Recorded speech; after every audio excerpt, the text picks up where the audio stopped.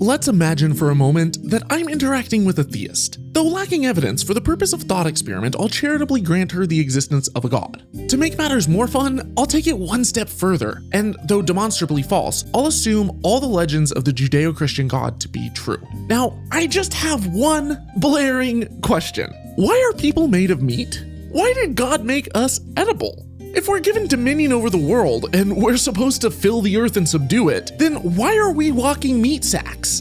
Most of us are jerky bites, but even Hafthor Bjornsson is just a family-sized meal to a hungry lion pride. We're constantly being eaten by bacteria, parasites like mosquitoes, and for much of our history, wild animals. If God exists, he is clearly the greatest troll alive. Tells man to rule over the animal kingdom and makes him out of animal food. This would be the equivalent of telling a sentient gummy bear to watch a daycare. Trace the genealogies of the Bible back to Adam, and if he's passing DNA to his offspring, it can only be assumed that he was made of meat too. But why? Did God anticipate Adam's fall and create him meaty from the get-go, destining his lineage to brutal ending after brutal ending as tasty snacks?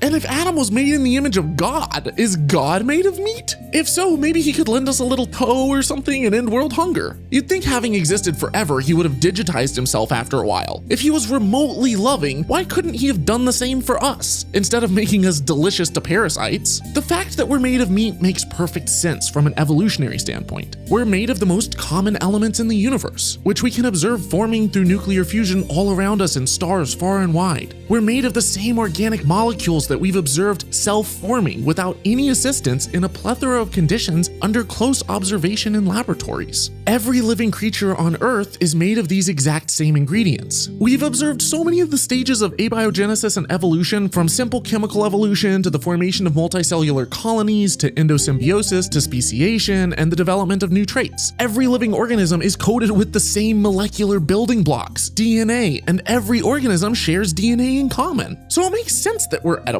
because food is just the proteins, carbs, and fats that we're all made of, which can be rearranged in our bodies to perform different essential functions. Plants and animals are made of the same stuff we are. That's why we eat them. And we're made of the same stuff that they are, which is why they eat us. But computers and robots don't need to eat food. They don't need to drink water or breathe. They can run on electricity. They can exist in extreme cold and don't require sleep. We already know that they can massively outperform a human in almost every kind of calculation and continue to improve exponentially. There's no reason to believe that if given the right kind of sensors and structuring its digital mind correctly, that a robot wouldn't be able to have feelings and emotions too, and it wouldn't be food. The only reason to cover a robot in food Westworld style would be to make it more aesthetically pleasing to savages like us, to avoid the uncanny valley creep factor of people-ish robots. We're insecure, as we should be, because we're edible and we're vulnerable. And if there was a god made of food, I would completely understand its extreme insecure necessity for dominance and worship. Silent Breed is God!